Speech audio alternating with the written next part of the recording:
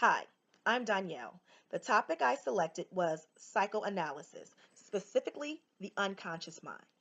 What is psychoanalysis? Psychoanalysis is a method of analyzing psychic phenomena and treating emotional disorders that involves treatment sessions during which the patient is encouraged to talk freely about personal experiences, especially early childhood and dreams. Psychoanalysis deals with the unconscious mind. It is a topic rarely acknowledged by other systems of thought. Psychoanalysis was not and cannot be developed in a laboratory. It is not a product of pure science. Psychoanalysis stems from medicine and psychiatry. What is unconscious? Unconscious is to not be aware of something, not intended or planned, not consciously done. Conscious.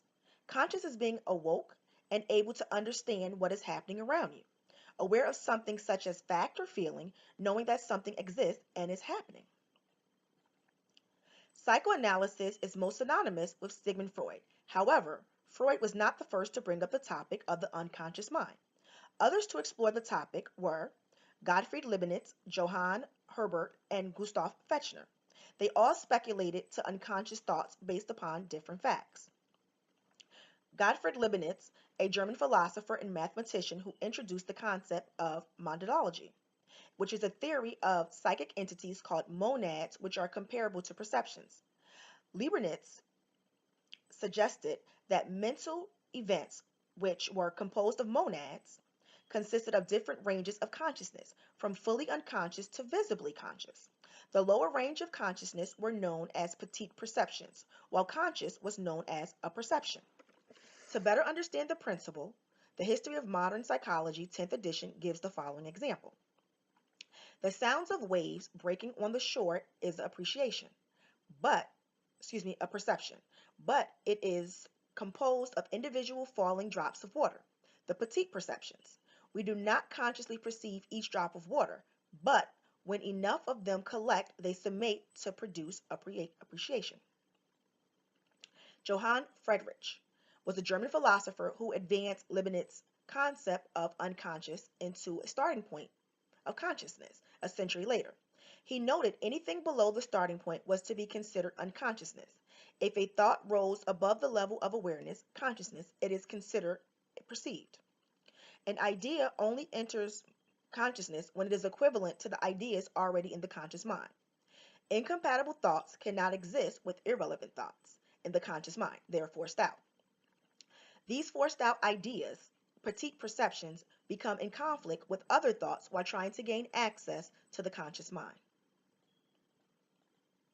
Gustav Fechner, he proposed that the mind was similar to an iceberg. Much of the mind lies hidden below the surface when it is influenced by observable forces.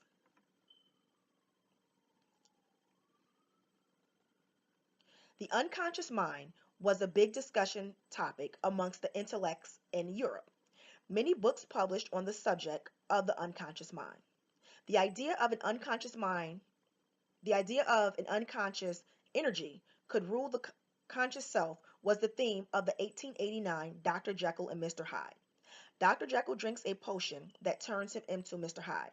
While being Mr. Hyde, Dr. Jekyll carries out the task of the unconscious mind and ironically hides behind Mr. Hyde.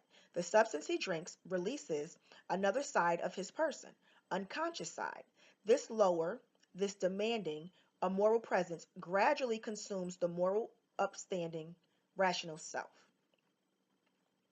If you look at the PowerPoint presentation, you'll see a clip of the movie Dr. Jekyll and Mr. Hyde, just to give you an idea of what occurred. Sigmund Freud.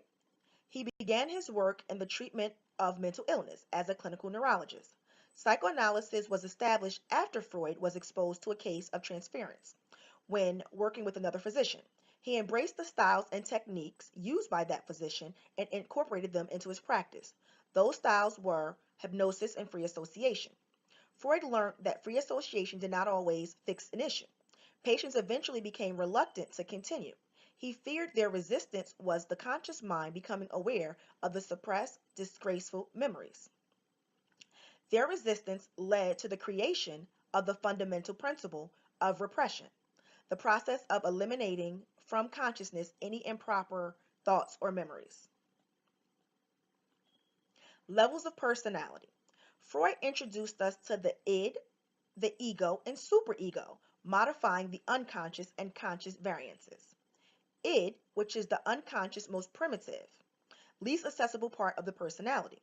The ego is the rational aspect of the personality. It is responsible for controlling instincts. It is the mediator between the id and the external world. It represents level headedness and purpose. Superego. It's the moral aspect of personality derived from internalizing parental and societal values and standards, morality. Freud envisioned a continuous struggle within the personality as the ego is pressured by insistent and imposing forces. This was also a fact noted by Leibniz.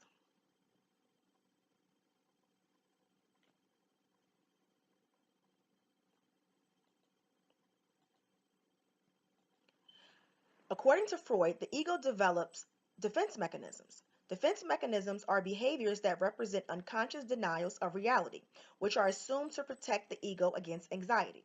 Examples of defense mechanisms are denial, displacement, projection, rationalization, reaction formation, regression, repression, and sublimation. Developed outside of psychology, psychoanalysis remained outside for many years. It was deemed an uncanny religion. It allowed rational people to come to irrational conclusions. Eventually, psychoanalysis was incorporated into psychology. Many of Freud's concepts were made mainstream.